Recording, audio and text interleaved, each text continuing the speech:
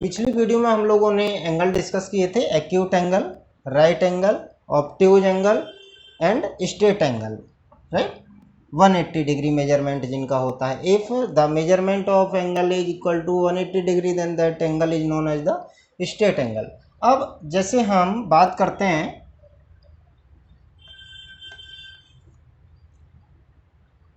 ये एंगल बनाया, राइट, कुछ इस टाइप से। तो कुछ बच्चे जानकारी नहीं होती तो उन्हें ये नहीं पता चलता कि इस एंगल को हम इधर से ऐसे करें या इधर से ऐसे करें। तो हमेशा आप याद रखेंगे जो एक्स एक्सिस की पॉजिटिव डायरेक्शन होती है, एक्स एक्सिस ऐसे बनाते हैं बाई ऐसे, तो इसको हमेशा इनिशियल आर्म काउंट किया जाता है, इनिशियल रे। तो इनिशियल रे के ऊपर से चलना होता है और टर्मिनेटिंग रे तक आना होता है।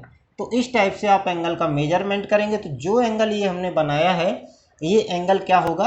रिफ्लेक्स एंगल, ठीक है, रिफ्लेक्स एंगल, राइट। अब यहाँ पे क्या हो रहा है कि एक ऐसे हमने रे कर दी और यहाँ पे ये पॉइंट है और यहाँ से हमने इसको घुमाया, घुमा करके इसे ऐसे कंप्लीट कर दिया, पूरा कर दिया। तो ये पूरा घूम के आ गया। इसका मतलब क्या है कि इनिशियल रे के ऊपर से जब टर्मिनेटिंग रे चलना स्टार्ट की तो घूम के दोबारा वापस उसी पर आ गई। जैसे घड़ी की सुई है, वो चली और ऊपर से घूमकर दोबारा उसी जगह पर आ गई, तो उसने कंप्लीट एंगल बना लिया है। और कंप्लीट एंगल का वैल्यू जो होता है वो 360 डिग्री होता है और इसे हम लोग बोलते हैं कंप्लीट एंगल। कौन सा एंगल रहेगा? Complete angle. By the way, आपके यहाँ कोई इस टाइप का क्वेश्चन आ जाए कि ऐसे कोई रे बना के दे दे और यहाँ पे सिर्फ पॉइंट हो, उस केस में आपसे कोई पूछ ले कि बेटा ये बताओ कि ये कौन सा एंगल है, तो पहले तो कुछ बच्चे यही कहेंगे कि सर ये तो कोई भी एंगल नहीं है, बस एक रे है। पहले उनका बताना एक ही होगा कि सर ये कुछ नहीं, एक रे है। लेकिन आप लोग क्या बताएंगे? नहीं सर, इनिशियल रे के ठीक ऊपर अभी टर्मिनेटिंग रे है, चलना स्टार्ट नहीं की है। It means the angle of this ray is always angle of this ray, it means terminating और इनिशियल रे के बीच में जो अभी एंगल क्रिएट होगा वो 0 डिग्री रहेगा, राइट। जैसे बीच का एंगल पूछा जाता है तो बीच तो अभी स्टार्ट ही नहीं हुई, क्योंकि एक के ऊपर एक है, कॉन्सिडेंट लाइंस पे, कॉन्सिडेंट रे पे काउंट किए जाएंगे, तो इसलिए इनका जो मेजरमेंट होगा एंगल का वो 0 डिग्री बोला जाएगा। इतनी बातें शायद हम लोग एंगल्स के बारे में समझ पाए होंगे। अच्छा, ये एंगल्स थे पूरे रोटेशन के आधार पर। अब इनके भी अलावा बहुत सारे एंगल्स ऐसे आते हैं कि जिनको आप लोग समझ नहीं पाते, तो उन सभी के एंगल्स पे हम लोग बात कर लेंगे, ठीक है। चलिए, अब वो सारे एंगल्स आते कैसे हैं? वो आते हैं कुछ लाइन जो हमने अभी बताई थी आपको, उन लाइन से बने हुए कुछ एंगल्स होते हैं। उनसे पहले जैसे हम लोग बात करेंगे, जैसे एक रे ये है और एक ऐसे है। अब अगर कोई बच्चा बोले कि सर इसका मेजरमेंट कितना, आपको पता नहीं है, राइट, इसका मेजरमेंट आपको नहीं पता, देख पा रहे हैं, इसका मेजरमेंट आपको नहीं पता, और फिर भी एक अलग से रे इस पर डाल दिया गया है। मान लो ये हो गया O, ये है A, ये है B और ये है C। तो पूरा जो कंप्लीट एक एंगल है, angle AOC is equal to angle AOB plus angle BOC। बहुत आसानी से समझेंगे इस बात को कि इस एंगल को और इस एंगल को जोड़ लो तो पूरा एक एंगल बन जाएगा जितना भी दिया गया, लेकिन इस एंगल का मेजरमेंट नहीं पता है। तो इस केस में आप एक चीज़ और देखेंगे कि जब हमने लिखा था BOC, तो जब BOC लिखा है, ये देखो, तो इसके अंदर हमारी ये वाली रे काउंट की जा रही है। इस एंगल को लिख रहे हैं तब भी ये काउंट की जा रही है, इस एंगल को लिख रहे हैं तब भी ये काउंट की जा रही है। तो इसका मतलब इसे हम लोग क्या कहते हैं? Common arm. क्या बोलेंगे?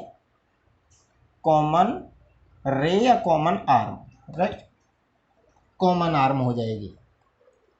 अब इस कॉमन आर्म से संबंध क्या है कि जो ये दोनों एंगल हैं, एक एंगल ये और एक एंगल ये दोनों एंगल आपके बोले जाते हैं एडजेसेंट एंगल।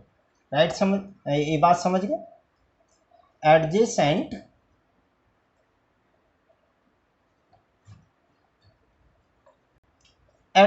एंगल, ठीक है, ये दोनों एंगल जो रहेंगे वो ईच अदर एडजेसेंट एंगल बोले जाएंगे। अब इसी की तरह हम एक दूसरा फिगर बनाते हैं।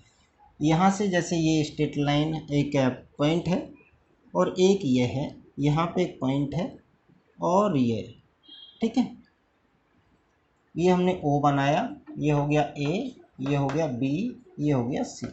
तो यहाँ पे भी देखेंगे angle AOC is equal to angle AOB plus angle BOC।